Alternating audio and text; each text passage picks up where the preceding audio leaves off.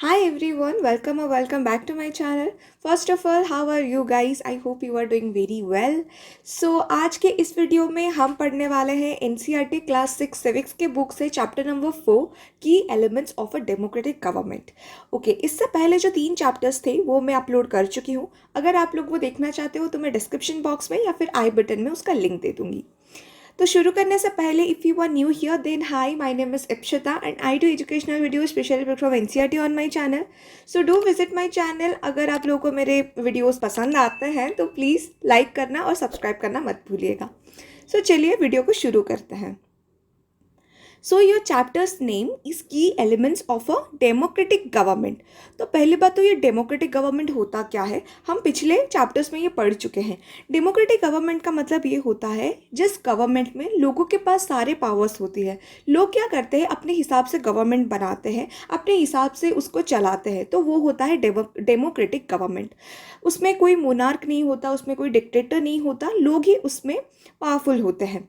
सो ये जो democratic government है इसके की एलिमेंट्स क्या है, मतलब क्या क्या चीज़ें हैं जो इस डेमोक्रेटिक गवर्नमेंट को अच्छे से चलाता है, अच्छे से नरिश करता है और अच्छे से उसको पावरफुल बनाता है, तो वो होता है की एलिमेंट्स। आज हम इसी चैप्टर में वही सब पढ़ेंगे। So in this chapter you will read about some of the key elements that influence the working of a democratic government. So this includes people participation, the resolution of conflict and equality and justice. तो यही सब हम पढ़ेंगे कि लोगों का जो participation होता है या फिर रिजोल्यूशन ऑफ कन्फ्लिक्ट, मतलब अगर कोई झगड़ा होता है कुछ तो वहाँ पे हम कैसे सोल्यूशन ला सकते हैं, और इक्वालिटी और जस्टिस, ये सारी चीज़ों के बारे में पढ़ेंगे। ये सारी चीज़ें हैं जो एक डेमोक्रेटिक गवर्नमेंट का की एलिमेंट होता है। तो चलिए पढ़ते हैं चैप्टर। सो यहाँ पे बात की जा रही है साउथ अफ्रीका में। तो साउथ अफ्रीका एक कंट्री है जो कि आप देख सकते हो, यहाँ पे आपका वर्ल्ड मैप दिया गया है, ठीक है। तो वर्ल्ड मैप पे आपका यहाँ पे है साउथ अफ्रीका, ये है आपका साउथ अफ्रीका, ठीक है। तो साउथ अफ्रीका में क्या हुआ है ना, South Africa is a country that has people of several races. South Africa ये जो कंट्री है जो अफ्रीका कॉन्टिनेंट का एकदम साउथ में पड़ता है, तो ये जो साउथ अफ्रीका कंट्री है ना, वो क्या होता था पहले, अभी भी है, वहाँ पे बहुत रेसेस के लोग रहते थे। तो ये रेस का मतलब क्या है, रेस का मतलब है नस्ल। जैसे कि कुछ लोग होते हैं ब्लैक, उनका स्किन टाइप ब्लैक होता है, कुछ है जिनका स्किन टाइप होता है ना, मतलब वाइट होता है, और कुछ कलर्ड होते हैं जिसको हम इंडियन कलर बोलते हैं। तो साउथ अफ्रीका एक ऐसा कंट्री था जहाँ पे बहुत सारे अलग अलग स्किन कलर के या फिर अलग अलग रेसेस के लोग रहते थे। So there are black people who belong to South Africa. Black people रहते थे जो साउथ अफ्रीका से बिलोंग करते थे। White who came to settle, white people रहते थे जो बाहर से आए थे साउथ अफ्रीका में सेटल होकर रहने के लिए। And Indians who came as labourers and traders, और इंडियन भी रहते थे जो कि बहुत पहले वहाँ पे लेबरर और ट्रेडर के हिसाब से आए थे, ठीक है। आप देख लो, ये है आपका वर्ल्ड मैप, यहाँ पे है हमारा इंडिया, और यहाँ पे हमारा है इंडिया, और यहाँ पे है हमारा साउथ अफ्रीका, ठीक है। सो अब वहाँ पे एक लड़की थी माया नायडू, ठीक है। वो एक लड़की थी जो एक 11 ईयर्स की थी, मतलब 11 साल की एक लड़की थी। सो वो कहाँ पे रहती थी, वो जोहान्सबर्ग में रहती थी। साउथ अफ्रीका में एक टाउन था जिसका नाम था जोहान्सबर्ग। वो अपनी मम्मी के साथ रहती थी। तो एक दिन क्या होता है ना, वो अपने मम्मी के साथ अपने पुराने जो ओल्ड बॉक्सेस है, पुराने जो उनका स्टोर रूम है, वो साफ़ सफाई कर रही होती है। तो उसको मिलता है एक ओल्ड बॉक्स, ठीक है। तो वहाँ पे बहुत सारे scrap books, full of scrap books थे, पिक्चर्स थे, न्यूज़पेपर आर्टिकल्स थे। तो ये सब वहाँ पे उसको एक ओल्ड बॉक्स में मिलता है। सो उसमें उसने उसको एक मिलता है क्या ना, एक यंग स्कूल बॉय का पिक्चर मिलता है जो कि अराउंड 15 ईयर्स एज का होगा, ठीक है। तो when she asked her mother who the boy was, जब उसने पूछा कि मम्मी ये लड़का कौन है जिसका न्यूज़पेपर में आर्टिकल आया है या फिर पिक्चर आया है, सो उसकी मम्मी उसको बोलती है कि वो हेक्टर पीटरसन का पिक्चर है। वो जो हेक्टर पीटरसन था, उसकी मम्मी उसको बोलती है कि उसको पुलिस ने शूट कर दिया था, मतलब गोली मार दिया था। ये सुन के माया ने एकदम शॉक हो जाती है और वो पूछती है कि क्यों, ऐसा क्यों हुआ। सो हर मदर एक्सप्लेन, उसकी माँ भी उसको बोलती है कि साउथ अफ्रीका में पहली बार, मतलब बहुत पहले साउथ अफ्रीका में क्या हुआ था ना, अपेर्थेड लॉ चलता था। ये अपेर्थेड लॉ क्या होता है ना, इसका मतलब ये होता है कि लोगों को नस्ल के हिसाब से अलग करना। मतलब apartheid mean separation on the basis of race. लोगों को कैसे अलग किया जाता था, including on the basis of their races. So South African people were divided into white, black, Indian and colored races. ठीक है, लोगों को अलग किया जाता था in the terms of their skin colour. So according to the law, इस law के हिसाब से क्या होता था ना, जो अलग अलग लोग, जो मतलब एक किस्म की जो रेसेस के लोग हैं, फॉर एग्जांपल हो जाता है हमारा ब्लैक, तो वो क्या करते हैं, वो और एक रेस के लोग, मतलब और एक स्किन टाइप के लोगों के साथ मिंगल मतलब मिलजुल नहीं सकते, ना कि उनके साथ रह सकते हैं और ना ही वो कॉमन फैसिलिटीज़ को यूज़ कर सकते हैं। ठीक है, ये सुनकर माया को अपने कानों पे विश्वास ही नहीं हुआ, मतलब he could not believe her ears. अभी किसी को भी नहीं होगा ये सुन के, right. So Maya's mother sounded angry when she spoke about life under apartheid. तो माया की मम्मी जब ये सब उसको बोल रही थी, वो भी बहुत ज़्यादा गुस्सा हो गई थी। She told Maya that in those days hospitals were separate and so were ambulances. तो उस ज़माने में क्या होता था ना, सारे अलग अलग लोगों के लिए अलग अलग हॉस्पिटल्स थी, अलग अलग एम्बुलेंस थी, तो सारी चीज़ें अलग हुआ करती थी। N ambulance meant for white people would always be well equipped, well one meant for black people was not. तो क्या होता था ना, जो वाइट पीपल के लिए जो एम्बुलेंस होता था वो बहुत ही अच्छा, क्लीन, साफ़ सुथरा, बहुत अच्छा होता था, लेकिन जो ब्लैक पीपल के लिए होता था वो बिल्कुल अच्छा नहीं होता था। ठीक है, so there were separate trains and buses. Even buses और ट्रेन्स भी जो थे वो सेपरेट होते थे, ये अच्छी बात नहीं है। ठीक है, even the bus stops are different for black and white people. लेकिन जो बस स्टॉप्स होते थे ना, जहाँ पे बस आके रुकती है, उसको बस स्टॉप बोलता है। ठीक है, तो वो भी अलग होता था, मतलब वाइट पीपल के लिए अलग और ब्लैक पीपल के लिए अलग।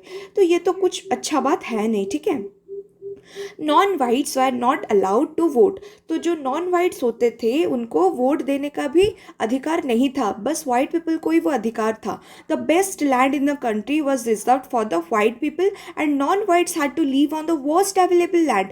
तो उस कंट्री में जो अच्छी अच्छी जगह थी, मतलब जहाँ पे फर्टाइल लैंड है या फिर जिसमें व्यू अच्छा है, ये सारी जो अच्छी अच्छी जगह थी ना, वो एकदम रिजर्व होकर रहती थी वाइट पीपल के लिए। लेकिन जो खराब लैंड थी, मतलब एरेबल लैंड थी, जहाँ पे बिल्कुल खेती नहीं हो सकती, तो ये जो मतलब पथरीला लैंड थी, ये जो लैंड थी ना, वो दिया जाता था ब्लैक पीपल के लिए। So there is inequality. Okay, so thus blacks and colour people were not considered to be equal to whites. Exactly, तो इसका मतलब ये होता है कि ब्लैक पीपल और वाइट पीपल वो इक्वल है ऐसे कंसिडर नहीं किया जाता था। So there was inequality. One black township was the southwestern township which is called Soweto।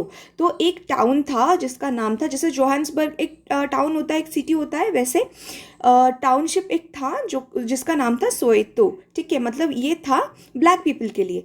So Hector Peterson lived here and he and his classmates joined the protest against learning the Afrikaans language in school. तो वो जो Hector Peterson था वो रहता था सोएटो में। ठीक है, तो एक बार क्या होता है ना, हेक्टर पीटरसन और उसके कुछ दोस्त हैं, वो प्रोटेस्ट करते हैं। प्रोटेस्ट मतलब क्या, रैली निकालते हैं, मतलब वो धारणा देते हैं कि क्यों उनको देते हैं, क्यों वो ऐसा करते हैं, क्योंकि उनको अफ्रीकन लैंग्वेज नहीं सीखना था स्कूल में।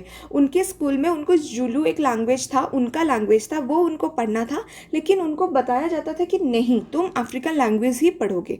सो ये तो ठीक नहीं है। So this was the language that white people spoke. मतलब ये जो अफ्रीकन लैंग्वेज था वो वाइट पीपल को सीखना था, ये वाइट पीपल बोलते थे, इसलिए उनको दबाव डाला जाता था कि तुम भी यही सीखोगे। So Hector and other students they are being forced to learn this language but they wanted to learn their own language Zulu. तो उनको ये नहीं सीखना था, उनको जुलू सीखना था, जो कि उनका अपना लैंग्वेज था।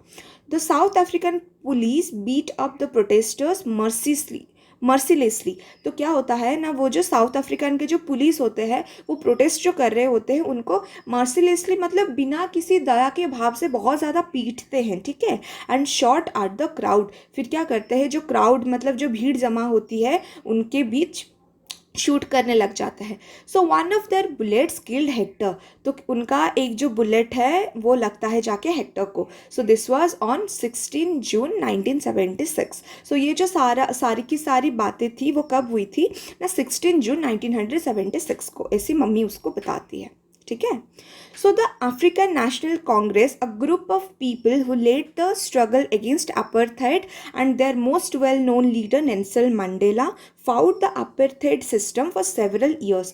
तो ये सब जो हो रहा था इसके अगेंस्ट में एक पार्टी थी जिसका नाम था अफ्रीकन नेशनल कांग्रेस। वो एक ग्रुप ऑफ पीपल था जिन्होंने बहुत ज़्यादा स्ट्रगल किया है, बहुत ज़्यादा मतलब लड़ा है किसके अगेंस्ट में, अपार्थाइड लॉ के अगेंस्ट में। और उनके एक बहुत ही ज़्यादा नोन लीडर थे जिनका नाम था नेल्सन मंडेला, वो भी बहुत ही ज़्यादा इसके खिलाफ लड़ाई की है। So finally they succeeded and in 1994 South Africa become a democratic country in which people of all races were considered equal. तो इतनी ज़्यादा स्ट्रगल करने के बाद उनको सक्सेस मिला। तो 1994 को जाके साउथ अफ्रीका क्या हुआ, एक डेमोक्रेटिक कंट्री कहलाया जहाँ पे सारे रेसेस के लोग इक्वल कंसिडर किए जाएंगे।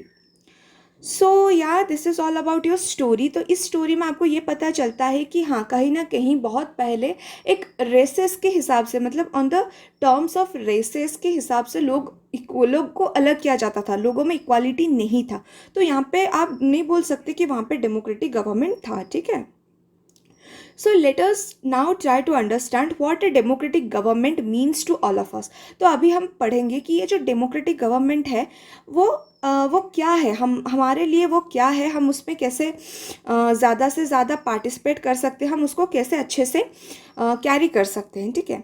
सो पहले आता है participation. Participation is very important in the democratic government. So why do we have regular elections, हमारे यहाँ रेगुलर इलेक्शंस क्यों होते हैं। ऐसे भी हो सकते हैं एक बार इलेक्शन कर दिया तो फिर चलो बिल्कुल 5 साल में एक बार करने का भी ज़रूरत नहीं है, फिर कभी करेंगे या फिर नहीं करेंगे। So why do we have regular elections. So you have already read in the previous chapters that people make their decisions in the democracy, right?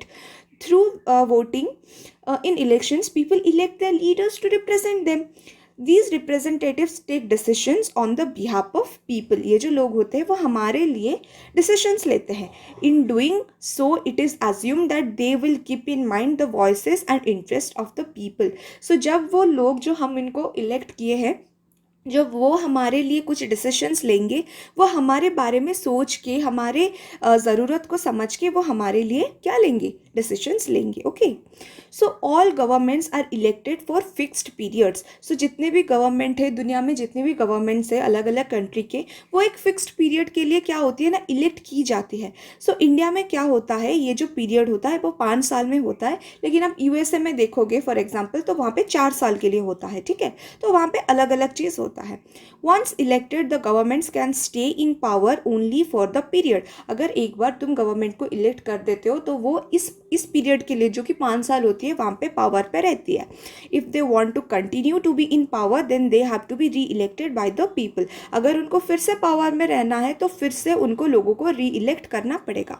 This is a moment when people can sense their power in a democracy. ये एक ऐसा time होता है जहाँ पे लोग क्या करते हैं ना, अपने पावर्स को जान सकते हैं through elections. In this way the power of the government gets limited by regular elections. तो यहाँ पे क्या होता है ना, रेगुलर इलेक्शन के सहारे गवर्नमेंट भी जो होती है वो अवेयर होती है कि हाँ भाई हमको ये काम करना है, नहीं तो फिर से जब इलेक्शन आएगा हमको वोट नहीं मिलेगा। सो इस टाइप में पार्टिसिपेशन बहुत ही ज़्यादा क्या होता है, बहुत ही ज़्यादा इम्पोर्टेंट होता है, ठीक है। सो ये participation through the election process is very important. So other ways of participating, और भी अलग अलग वे है जहाँ पे आप पार्टिसिपेट कर सकते हो डेमोक्रेटिक गवर्नमेंट में। So elections are usually held once in 5 years, okay. So besides voting there are other ways of participating in the process of government. people participate by taking an interest in the working of the government and by criticizing it when required। तो लोग क्या करते हैं, participate कर सकते हैं by giving their votes और also by criticizing criticising it when required, जब आपको लगता है कि हाँ गवर्नमेंट अच्छा काम नहीं करे तो आप उसको क्रिटिसाइज भी कर सकते हो, ठीक है। सो इन अगस्त 2005 में एक बार क्या हुआ था, एक सरकार ने क्या हुआ था ना, इलेक्ट्रिसिटी का प्राइस बहुत ही ज़्यादा बढ़ा दिया था, ठीक है। तो ये लोगों को अच्छा नहीं लगा, फिर लोगों ने क्या किया, एक्सप्रेस द डिसअप्रूवल, मतलब उन्होंने अपना डिसअप्रूवल शार्पली एक्सप्रेस किया कि भाई हमको ये नहीं चलेगा, तुम ऐसे इतने प्राइस नहीं बढ़ा सकते। सो दे टुक आउट रैलीज, उन्होंने क्या किया, रैली वगैरह निकाला, धारणा दिया, सिग्नेचर कैंपेन वगैरह चलाया। सो गवर्नमेंट को ये सारा चीज़ देख के उनको डिफेंड करना पड़ा, मतलब उनको डिसीजन लेना पड़ा कि हाँ भाई हम ये चीज़ विड्रॉ कर रहे हैं, हम कुछ और इसका रास्ता निकालेंगे, लेकिन इसका प्राइस हम नहीं बढ़ाएंगे। So the government had to change its decision because it is responsible to the people. तो फाइनली गवर्नमेंट ने क्या किया ना, इसको चेंज किया, मतलब प्राइसेस में कटौती किया। तो इसका मतलब ये हमने यहाँ पे समझने को मिलता है कि हमको जो चीज़ अच्छा नहीं लगता, हम उसमें रैलीज निकाल के, प्रोटेस्ट करके, या फिर सिग्नेचर कैंपेन करके, धारणा देके हम एक्सप्रेस कर सकते हैं हमारा फीलिंग, हमारे डिसअप्रूवल हम वहाँ पे एक्सप्रेस कर सकते हैं। सो ये भी और एक वे है पार्टिसिपेटिंग करने में डेमोक्रेटिक गवर्नमेंट में, ठीक है। So there are many ways in which people express their views and make government understand what actions they should take. These include धारणाs, rallies, strikes, signature campaign, etc. जो कि मैंने आपको भी बोला. Things that are unfair and unjust are also brought forward. So newspapers, magazines and TV are also play a role in discussing government issues and responsibility. आप लोगों ने देखा होगा कि न्यूज़पेपर में या फिर टीवीज़ में जो न्यूज़ चैनल्स होती है वहाँ पे हमें देखने को मिलता है, अरे आज ये रैली हुआ है, आज ये चीज़ हुआ है। तो वो भी एक इम्पोर्टेंट रोल प्ले करते हैं डेमोक्रेटिक गवर्नमेंट को और ज़्यादा अच्छे से काम करने में, ठीक है। While it is true that a democracy allows people to participate, it is also true that not all sections of people are actually able to do so. ये तो सही बात है कि डेमोक्रेसी में हर तरीके के लोग पार्टिसिपेट कर सकते हैं, लेकिन कहीं कहीं क्या होता है ना, कुछ ग्रुप के लोग नहीं पार्टिसिपेट कर पाते। Another way of people to participate is by organizing themselves into social movements that seek to challenge the government and its functioning. क्या होता है ना, लोग जो होते हैं, जो एक ग्रुप के लोग होते हैं, जैसे कि ट्राइबल पीपल हो गए या फिर आदिवासी हो गए, ये क्या करते हैं, अपने खुद को ही एक्सप्रेस नहीं कर पाते, तो वो ना बैकवर्ड रह जाते हैं। So member of the minority community like Dalit, Adivasi, women and other are often able to participate in this manner. तो ये जो कम्युनिटी के लोग होते हैं, दलित हो गए, आदिवासी हो गए, कुछ वुमेन हो गई, उनको जो चाहिए होता है वो एक्सप्रेस नहीं कर पाती, तो वो पार्टिसिपेट नहीं कर पाती, इसीलिए वो पीछे रह जाती है। लेकिन हमें क्या करना है, उनको आगे लाने के लिए कुछ ना कुछ सोचना पड़ेगा, ठीक है।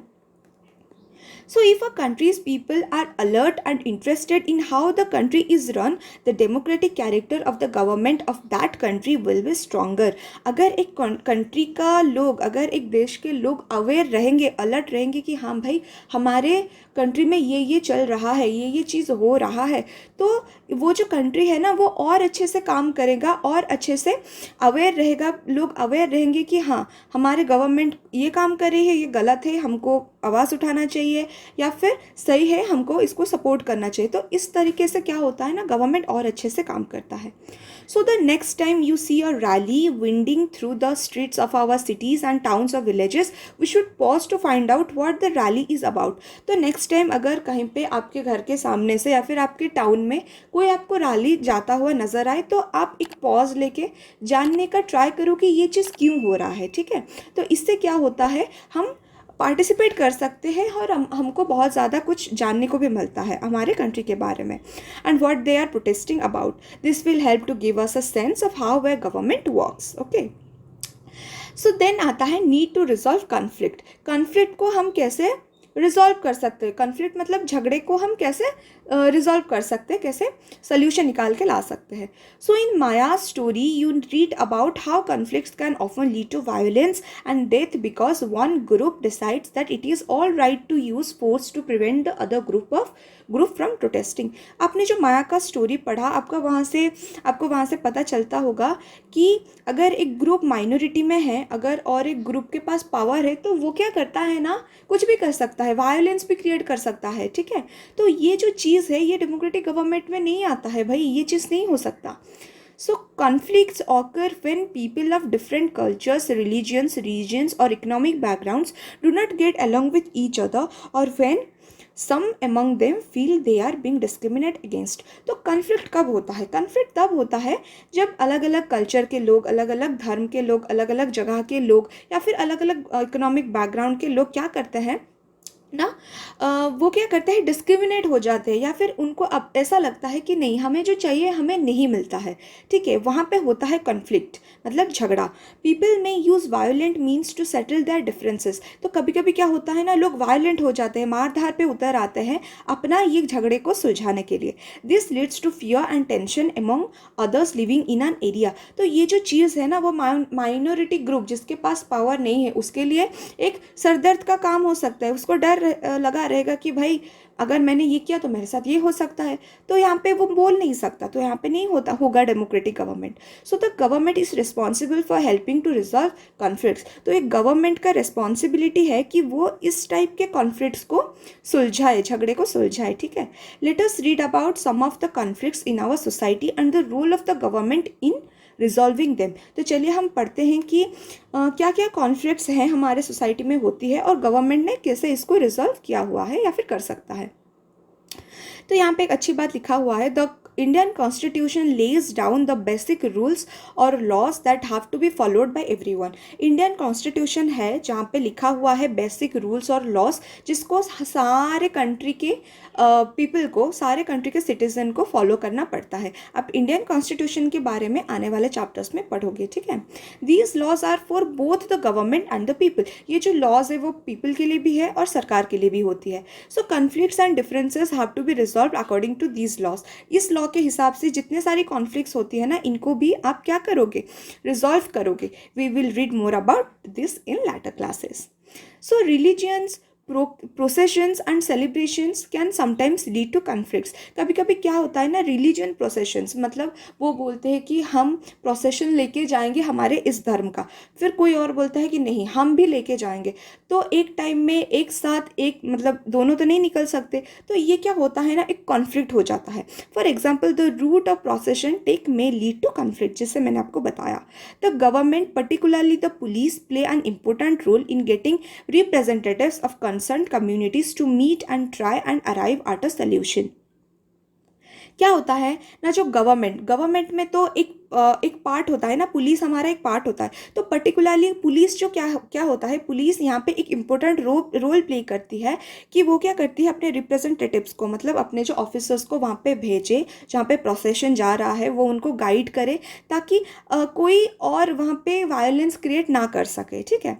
So at times there is fear that violence may erupt with people throwing stones और trying to disrupt the procession. क्या हो सकता है, वहाँ पे कुछ अलग कम्युनिटी के लोग आके वहाँ पे पत्थर फेंक सकते हैं, उनको डिसरेस्पेक्ट कर सकते हैं या फिर वायलेंट सिनेरियोस क्रिएट कर सकते हैं. तो उसको क्या करने, इग्नोर करने के लिए, उसको दूर रहने के लिए पुलिस का वहाँ होना बहुत ही ज़्यादा ज़रूरी होता है, ठीक है. Rivers too can become a source of conflict between states. कभी कभी क्या होता है ना, नदी को लेके, रिवर्स को लेके कुछ स्टेट के बीच में क्या होने लगता है ना, कन्फ्लिक्ट होने लगता है. अ रिवर में begin in one state, flow through another and and in a third. मतलब एक नदी ना बहुत सारे स्टेट से देके जाता है. The sharing of river water between different states that the river goes through is becoming an issue of conflict.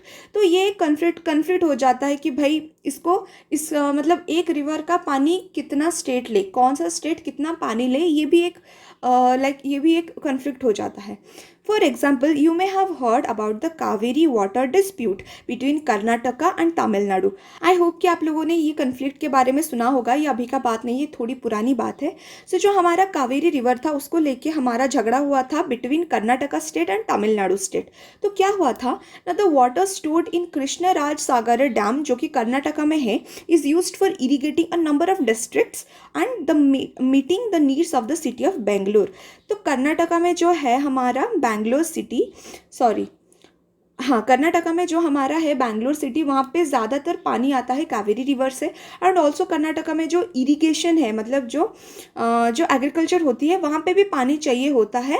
किनको, एग्रीकल्चर मतलब फार्मर्स लोगों को चाहिए होता है, जो कि कृष्णराज सागर डैम से आता है, ठीक है.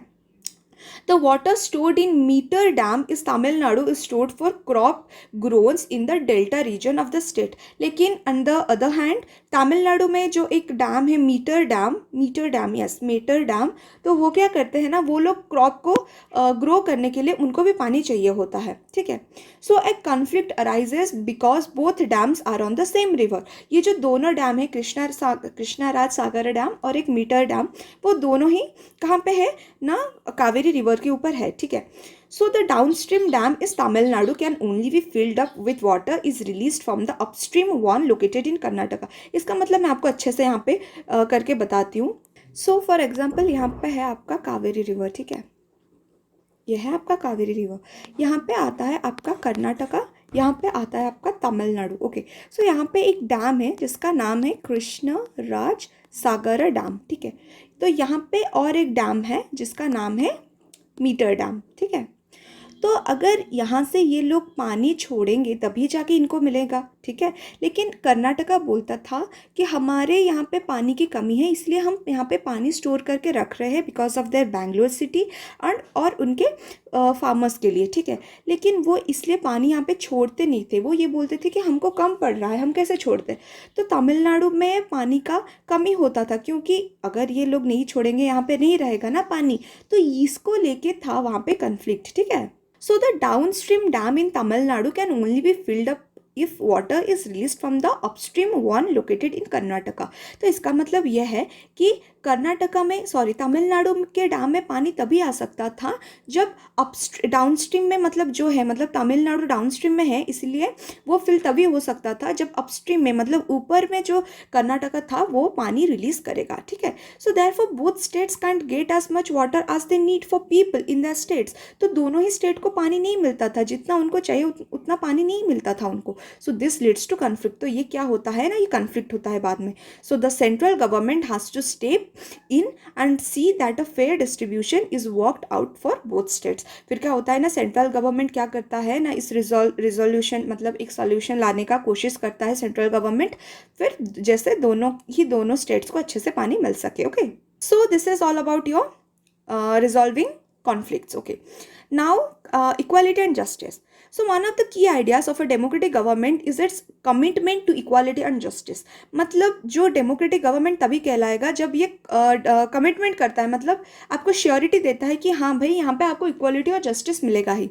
सो equality and justice are inseparable मतलब आप इनको अलग अलग नहीं कर सकते, ये एक ही चीज़ है, मतलब वो बोलते हैं ना एक ही धार में दो चीज़ है, ठीक है. So the earlier practice of untouchability is now band by law.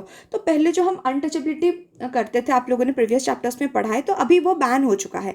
This group of people were denied education. ये जो ग्रुप था, ये जो अनटचेबल्स थे, उनको एजुकेशन नहीं दिया जाता था, उनको ट्रांसपोर्ट फैसिलिटीज़ नहीं दिया जाता था, उनको मेडिकल फैसिलिटीज़ नहीं दिया जाता था, इवन उनको प्रेयर मतलब भक्ति करने भी नहीं दिया जाता था, मतलब वो अपने भगवान को भी नहीं प्रे कर सकते, ऐसे था.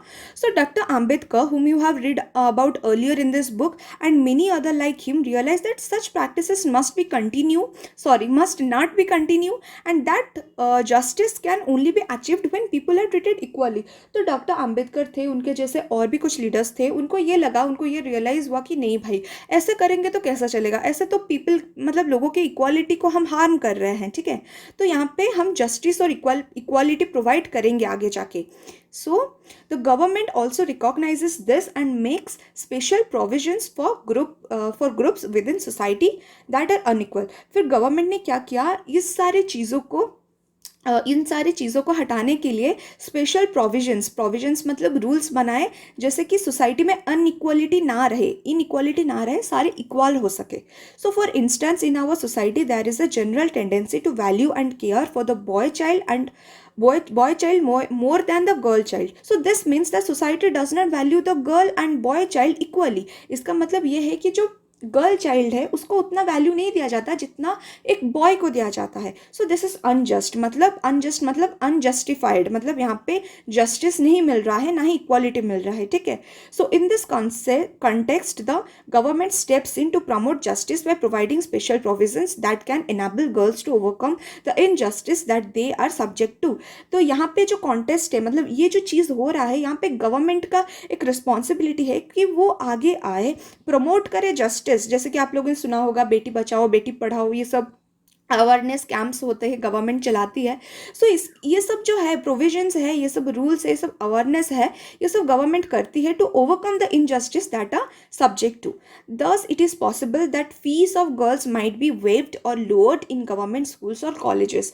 तो इसीलिए क्या होता है ना, आपने देखा होगा कि गर्ल्स के लिए कहीं कहीं पे फीस कम किए जाते हैं, या फिर कहीं कहीं फीस होते ही नहीं, फ्री एजुकेशन गर्ल्स चाइल्ड को मिलते हैं, ताकि ये जो हमारे गर्ल चाइल्ड है वो इक्वल हो सके, आगे आ सके और ज़्यादा से ज़्यादा पार्टिसिपेट कर सके। ठीक है।